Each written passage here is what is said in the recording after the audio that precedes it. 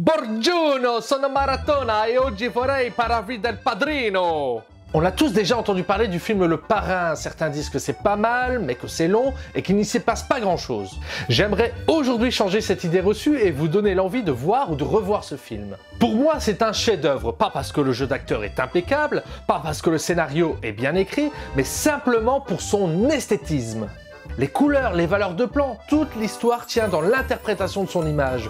On pourrait même le regarder sans son, qu'on comprendrait l'histoire et les enjeux. Et tout ça, on le doit à un homme, Gordon Willis. Il était le directeur de la photographie, c'est lui qui s'occupait des prises de vue durant le film, c'est-à-dire le cadrage, la lumière, bref, tout ce qui se retrouve à l'image. On est donc dans les années 70 et Francis Ford Coppola, jeune réalisateur, va débuter le tournage du Parrain avec Gordon Willis. Et très vite, ça va être la guerre sur le plateau.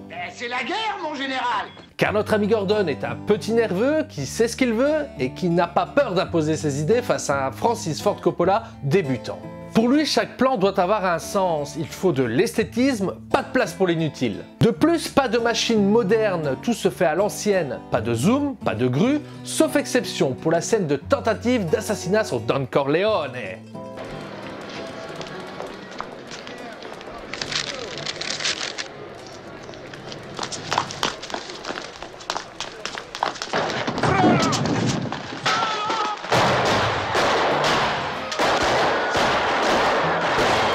Francis Ford Coppola devra batailler pour avoir ce plan filmé avec une grue, en justifiant que ça symbolise le regard divin. Mais ça restera un plan unique, le reste sera tourné à hauteur d'homme. Comme si on s'introduisait dans le quotidien d'une famille mafieuse, tel un spectateur silencieux du crime. Autre particularité de notre ami Gordon, c'est la lumière. Aziz, lumière! Il utilise des lumières au zénith. Généralement, elles sont proscrites des plateaux car ça rajoute de l'ombre et ça cache les yeux. Mais lui, il insiste. Ce sera comme ça et pas autrement. Et en effet, on va être obligé d'admettre que c'est une excellente idée car ça va accentuer les rides, les poches sous les yeux et rendre le maquillage de Marlon Brando encore plus crédible. Autre point intéressant, si on regarde bien l'histoire du Parrain, c'est surtout un combat entre le bien et le mal. Et ça aura un impact direct sur l'éclairage. Les scènes positives, comme par exemple le mariage, seront très lumineuses. Oui, parfois même trop. Et au contraire, les scènes de crime et des actions de la mafia seront très sombres, soulignant ainsi la noirceur de leur âme.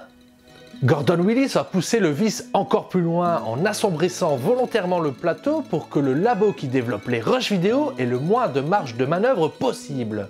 Et dernier élément qui permet de dire que l'esthétisme de ce film est parfait, c'est la couleur. Gordon veut que l'image soit une reconstitution du passé, il veut un look comme les vieilles photos avec une teinte sépia.